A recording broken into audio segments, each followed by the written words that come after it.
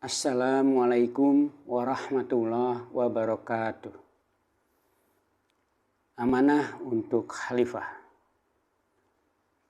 Pertama-tama, sebelum manusia tercipta, Tuhan menciptakan matahari dan bumi terlebih dahulu, yang menurut para ahli sekitar 4,6 miliar tahun yang lalu.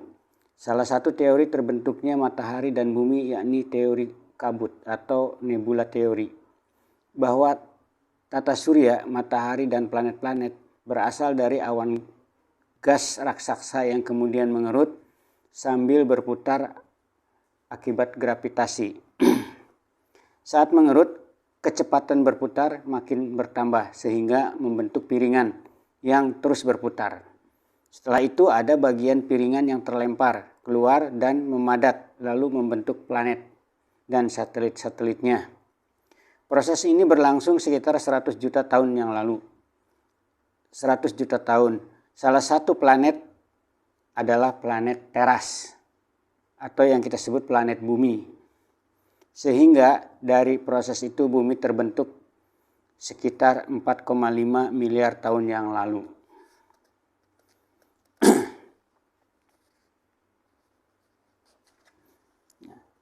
Sebetulnya posisi bumi terhadap matahari ini cukup berbahaya karena jaraknya 150 juta kilometer, sementara planet terluar sekitar Pluto itu 6.000 juta kilometer.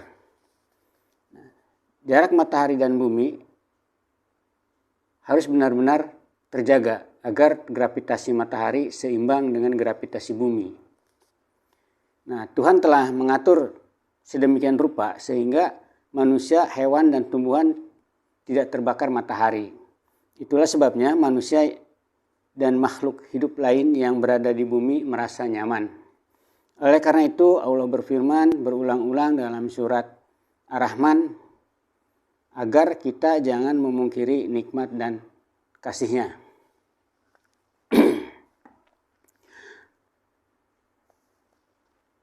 Setelah langit dan bumi dilanjutkan mengokohkan bumi dengan memperkuat gunung-gunung, bukit-bukit dan lembah-lembah, mengatur aliran air dengan danau-danau, sungai-sungai dan lautan. Kemudian mengokohkan langit dengan menyusun udara yang berlapis-lapis, sehingga sempurna melindungi bumi. Dengan sempurnanya susunan udara, maka ini tempat yang baik untuk makhluk hidup. Nah, kemudian belakangan tercipta tumbuh-tumbuhan dan hewan-hewan. Terakhir menciptakan penguasa atau pengatur bumi. Awalnya dipercayakan kepada jin sebagai penguasa dan pengatur bumi. Surat Al-Hijr ayat 27. Namun keadaan bumi tidak terurus dengan baik. Bumi tak tertata dengan rapi. Banyak makhluk lain yang lenyap karena perbuatannya. Nah, maka itu Allah menunjuk pengganti, yaitu khalifah. Nah, kepemimpinan jin atas kelestarian bumi. Jadi si jin itu diganti oleh manusia untuk melestarikan bumi. Hal ini menimbulkan ketegangan di kalangan bangsa jin. Dan kemudian malaikat mengajukan pertanyaan, mengapa orang yang akan menimbulkan kerusakan dan menimbulkan pertumpahan darah menjadi pengganti, menjadi khalifah? Sementara itu iblis protes keras dengan kebijakan Tuhan karena merasa kedudukannya lebih tinggi. Ia tercipta dari api, bisa menerangi alam. Sementara Adam tercipta dari tanah, tidak bisa menerangi dunia. Tapi Tuhan lebih paham masa depan bumi ini bila diatur oleh manusia dibandingkan diatur oleh iblis. Karena manusia memiliki kecerdasan yang lebih tinggi. Kisah ini tertulis dalam firman Tuhan surat Al-Baqarah, lengkapnya dari ayat 30 sampai 34. Tapi kita bacakan yang ayat 30 yang menyatakan bahwa Allah lebih mengetahui masa depan bumi daripada iblis. Dan ingatlah ketika Tuhanmu berfirman kepada para malaikat, Aku hendak menjadikan khalifah di muka bumi. Mereka berkata, Apakah engkau hendak menjadikan makhluk yang merusak dan menumpahkan darah di sana? Sedangkan kami bertasbih memujimu dan mensucikan namamu. Allah berfirman, Sesungguhnya aku mengetahui apa yang tidak kamu ketahui. Nah, coba bayangkan bila bumi ini dipimpin misalnya oleh binatang ya. Misalnya hutan dikelola oleh singa. Tentu hutan itu tidak akan terjadi keseimbangan. Malah tambah rusak. Karena singa adalah karnivora, pemakan daging. Maka herbivora, pemakan tumbuhan akan lenyap.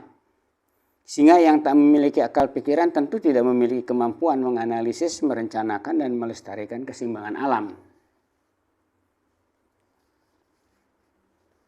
Bila bumi ini dikelola oleh benda-benda mati seperti angin, api, ataupun air, akan lebih cepat lagi porak-porandanya.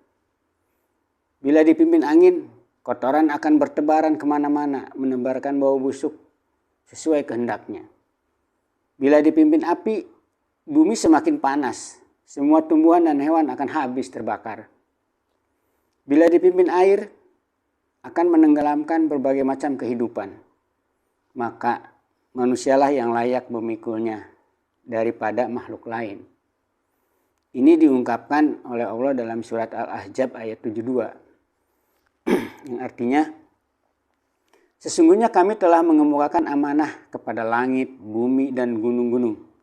Maka semuanya enggan untuk memikul amanah itu. Dan mereka khawatir akan mengkhianatinya. Dan dipikulah amanat itu oleh manusia.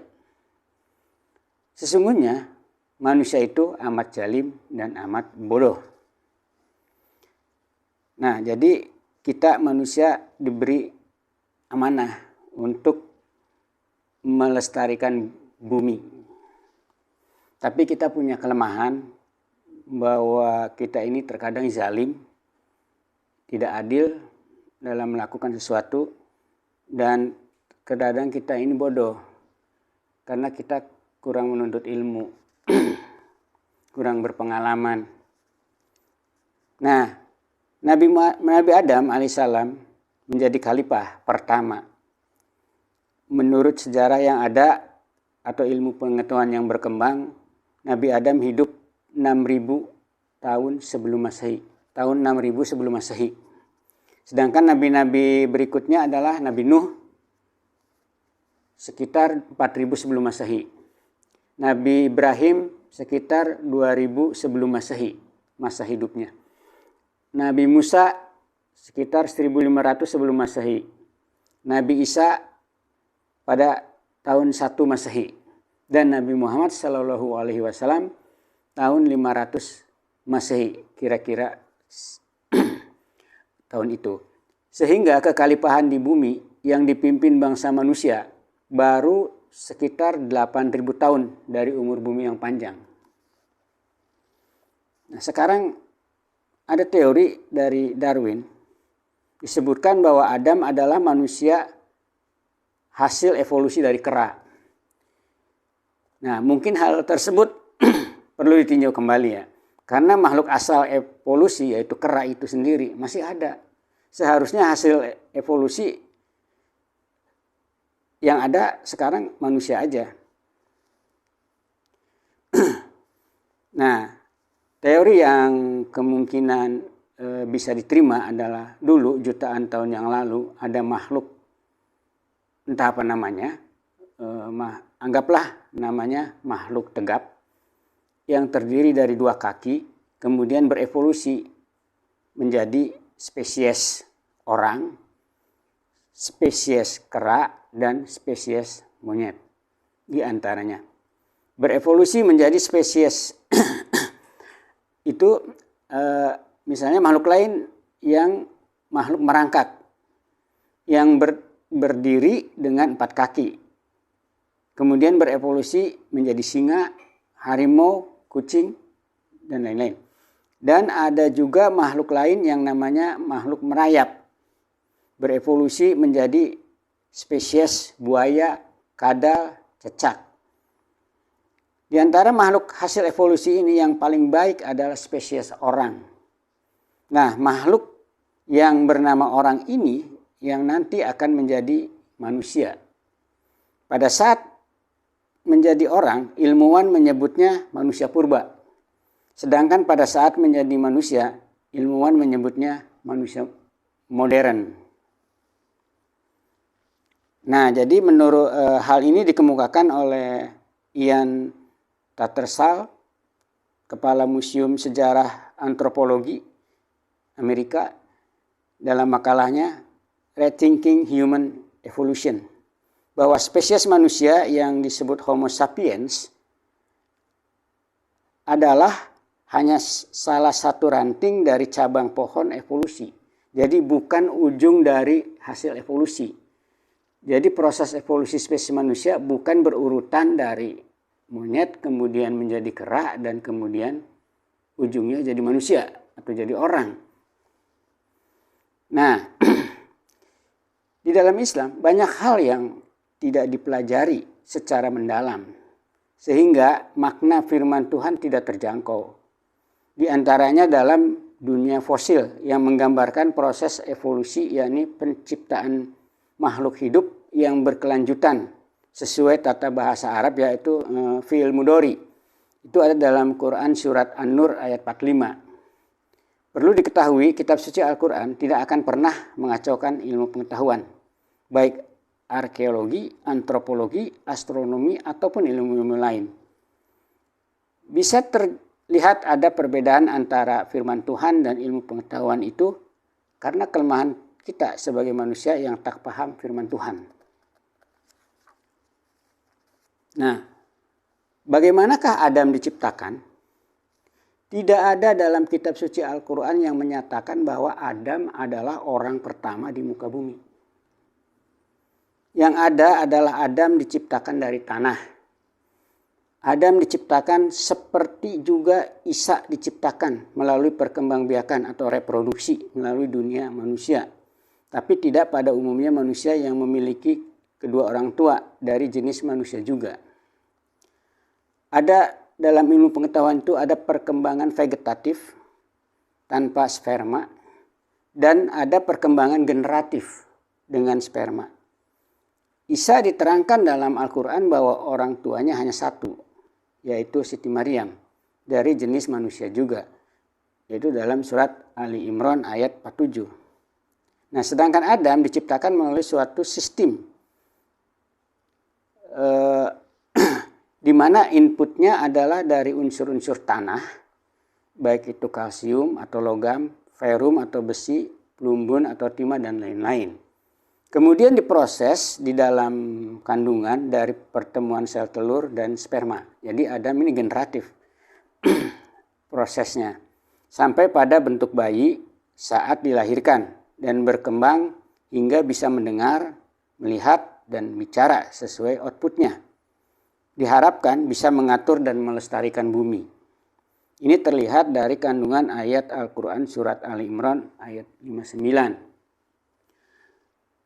Yang artinya, sesungguhnya pemisalan Isa di sisi Allah adalah seperti pemisalan Adam. Allah menciptakan Adam dari tanah, kemudian mengatakan terhadapnya, kun. Maka jadilah dia. Kun fayakun ya. Perlu diketahui bahwa kun ini artinya proses. Bukan simsalabim, berubah dari gajah menjadi ular, dari anjing menjadi kucing. Sedangkan fayakunnya itu adalah output dari sebuah proses. Sedangkan dan mengatur dan melestarikan alam adalah outcome-nya. Maksudnya bila Allah menghendaki itu pasti terjadi melalui suatu sistem sesuai dengan hukum Allah.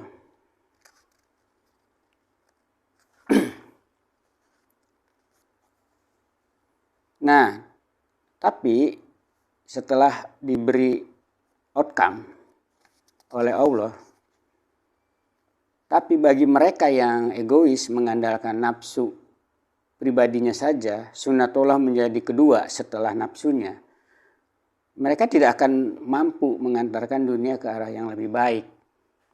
Tidak bisa juga menjadi khalifah, karena khalifah yang mengatur dan mengelola bumi haruslah sesuai dengan hukum-hukum Allah. Dan khalifah tidak mungkin merubah hukum Allah.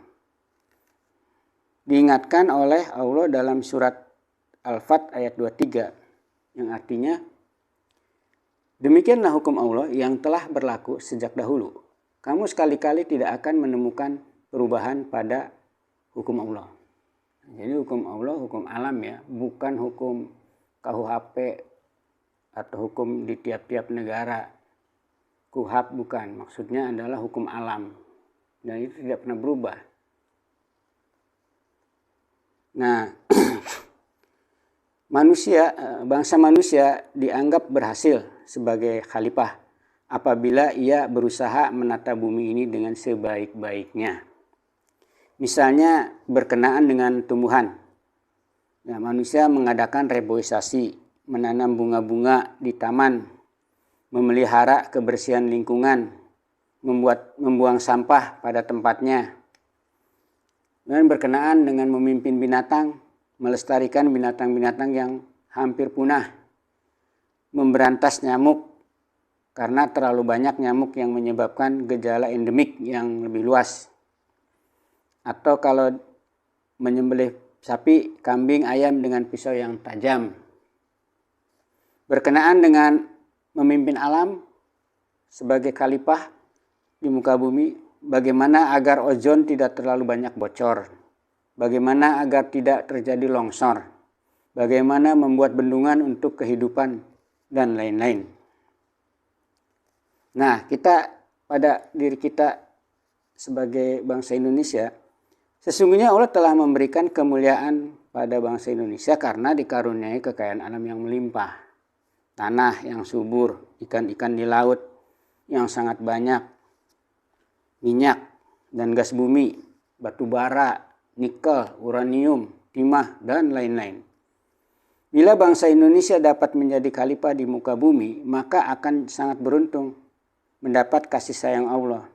Tapi bila tidak, maka akan merugi karena yang akan menjadi khalifah-khalifah di bumi Indonesia adalah bangsa-bangsa lain. Tertulis dalam surat Al-Fatir 39. Dialah yang menjadikan kamu khalifah-khalifah di bumi. Karena itu barang siapa yang kafir, maka atas dirinya kekafiran. Dan tidaklah menambah bagi orang-orang kafir kekufuran mereka di sisi Tuhan, mereka kecuali murka. Dan tidaklah menambah bagi orang-orang kafir kekufuran mereka kecuali kerugian. Nah, kafir di sini adalah membantah perintah Tuhan karena mempunyai kekayaan alam tapi tidak dikelola dengan baik. Jadi kafir dalam pengertian bukan pengertian non-Islam. Jadi yang dimaksud khalifah di sini adalah bangsa-bangsa pengganti atau bangsa lain yang akan memanfaatkan bumi. Sedangkan yang dimaksud kafirnya adalah yang durhaka. Nah, nilai dari seorang menjadi khalifah bukan apa yang dijabatnya, tapi apa yang dikerjakannya. Bisa saja seorang tukang kebun telah berhasil menata taman sehingga tampak indah dengan bunga-bunganya yang berkembang. Bisa saja seorang buruh tani tekun menggarap sawah untuk meningkatkan intensifikasi pertanian. Dan bisa saja seorang penyayang binatang yang telah memelihara hewan-hewan menjadi bersih dan sehat. Pada zaman Nabi, orang-orang Yahudi berbuat tidak menjaga kebersihan. Tapi sekarang kitalah sebaliknya yang kurang menjaga kebersihan. Sangat diharapkan oleh Nabi Muhammad SAW agar kita menjaga kebersihan lingkungan dan halaman rumah.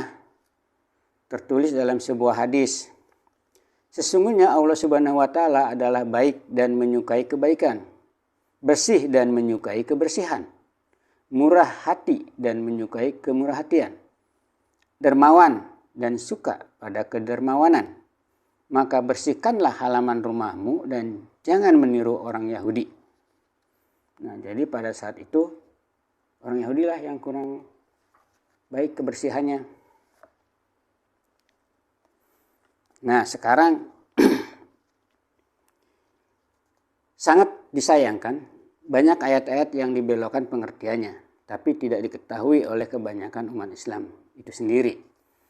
Ayat yang berkenaan dengan khalifah tersebut di atas sesungguhnya tidak berkenaan dengan masalah manusia dengan manusia lain. Misalnya harus menjadi pejabat, harus menjadi pemimpin organisasi, harus berebut menjadi pemimpin partai, harus menjadi pemimpin agama, harus jadi pemimpin golongan, dan pemimpin kehidupan orang lain. Sehingga terjadilah perebutan kekuasaan atau jabatan.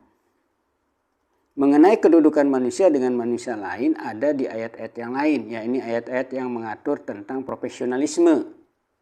Misalnya seseorang yang akan menjadi pejabat wilayah sebaiknya disetujui bersama melalui musyawarah atau pemilihan yang jujur dan adil. Seorang kepala bank sebaiknya orang yang telah menempuh sarjana bidang ekonomi atau yang sudah berpengalaman dalam bidang itu. Nah, anak buahnya kan orang. Kemudian seorang yang akan jadi panglima perang tentu sudah menempuh pendidikan dan pelatihan kemiliteran. Kepala bidang teknik pembangunan bendungan adalah insinyur. Dia memerintahkan anak buahnya yang manusia juga untuk membangun. Kepala pusat pengendalian medis, seorang dokter, dan lain-lain. Nah, Nabi ada dalam hadis Nabi Muhammad SAW bersabda, bila suatu urusan dikerjakan oleh orang yang bukan ahlinya, maka tunggu saat kehancurannya. Nah, itu. Nah, sekarang pengertian khalifah adalah manusia memimpin alam. Sedang ini agak berbeda dalam beberapa narasi. Berbeda dengan amir. Kalau amir manusia memimpin manusia yang seperti tadi itu. Namun dalam dunia politik, khalifah adalah seorang yang menguasai atau memimpin negara. Yang disebut negara selain masyarakat juga terdiri dari hewan-hewan, tumbuhan, tanah air, dan segala peraturan yang ada di dalamnya. Bila negara berbentuk republik, kepala negaranya adalah presiden. Sedangkan bila negara berbentuk kerajaan, kepala negaranya adalah raja. Nah, Amirul Mukminin adalah juga kepala negara yang fungsinya mengarah pada pelayanan masyarakat atau public service. Sedangkan khalifah mengarah pada perintah pada masyarakat atau government. Para sahabat Nabi yang memangku jabatan pada umumnya lebih senang disebut Amirul Mukminin daripada khalifah.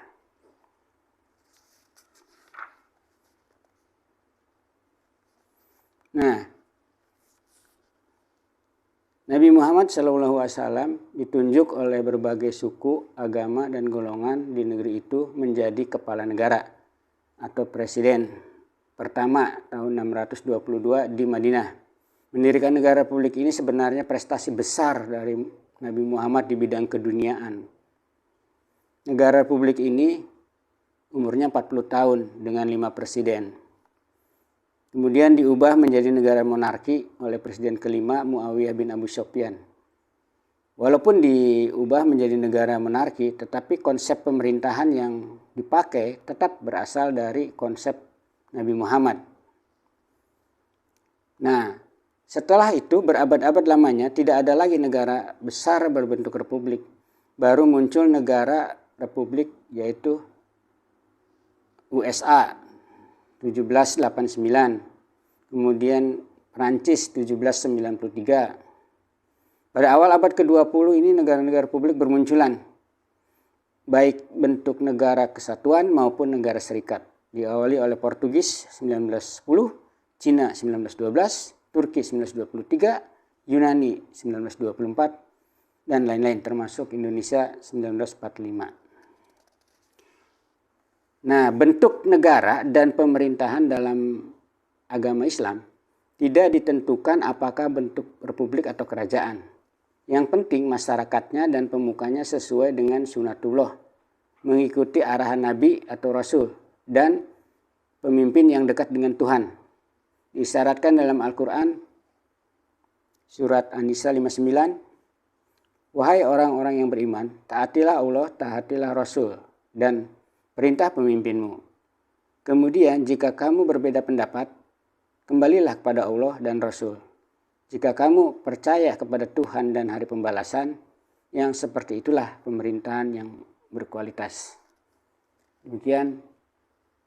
Assalamualaikum warahmatullahi wabarakatuh.